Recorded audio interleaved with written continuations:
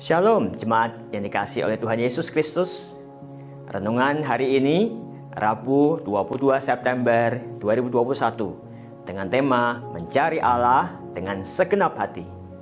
Bahan bacaan kita terambil dari 2 Tawarikh 26 ayat 4 sampai 5 yang berbunyi demikian. Ia melakukan apa yang benar di mata Tuhan, tepat seperti yang dilakukan Amasya ayahnya.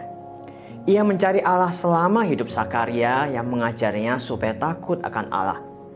Dan selama ia mencari Tuhan, Allah membuat segala usahanya berhasil. Masih ingat dengan nama Raja Yehuda yang bernama Uzia? Ia dilantik menjadi Raja Yehuda menggantikan Amasya ayahnya ketika usianya masih remaja, 16 tahun. Namun bukan usianya yang menarik perhatian saya, melainkan lika-liku perjalanan hidupnya. Dia memulai perjalanan karirnya sebagai raja dengan mengesankan.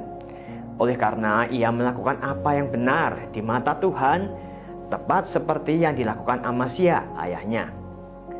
Uzia mencari Allah selama hidup Sakaria, imam pada waktu itu, yang mengajarinya takut akan Allah. Hal inilah yang menyebabkan selama ia mencari Tuhan, Allah membuat segala usahanya berhasil. Nah, apa yang bisa kita pelajari dari hidup Uzia? Dari kedua ayat di atas kita bisa melihat bahwa meskipun Uzia adalah seorang raja yang muda, namun ia tetap mau belajar dari para pendahulunya. Juga Imam Sakaria yang menjadi mentornya.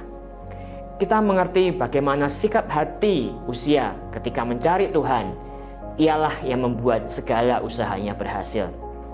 Tentu Anda ingat di dalam Mazmur 1 ayat 3 yang berbunyi, ia seperti pohon yang ditanam di tepi aliran air, yang menghasilkan buahnya pada musimnya dan yang tidak layu daunnya.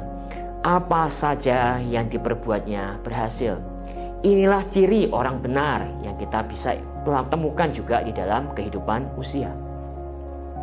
Mencari Tuhan artinya adalah senantiasa memautkan hati kepada Tuhan, meminta petunjuk kepada Tuhan dalam setiap pengambilan keputusan, dan melaksanakan sesuai dengan apa yang Tuhan perintahkan. Inilah yang Uzia lakukan. Sayang disayang, di akhir kehidupannya ia menjadi pribadi yang berbeda. Setelah ia menjadi kuat, ia menjadi sombong oleh karena segala jasa-jasa yang telah ia lakukan semasa hidupnya.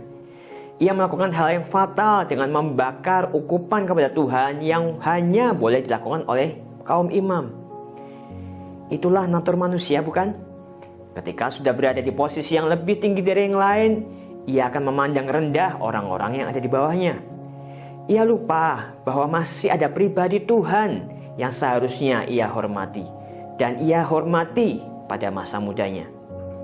Akibatnya, Tuhan memberikan tulah berupa penyakit kusta pada dahinya, yang mengakibatkan ia harus dikucilkan, tinggal di rumah pengasingan sampai pada hari matinya. Menyedihkan, bukan? Apa yang sudah ia bangun dari masa mudanya dengan cucuran keringat, dalam sekejap diambil daripadanya.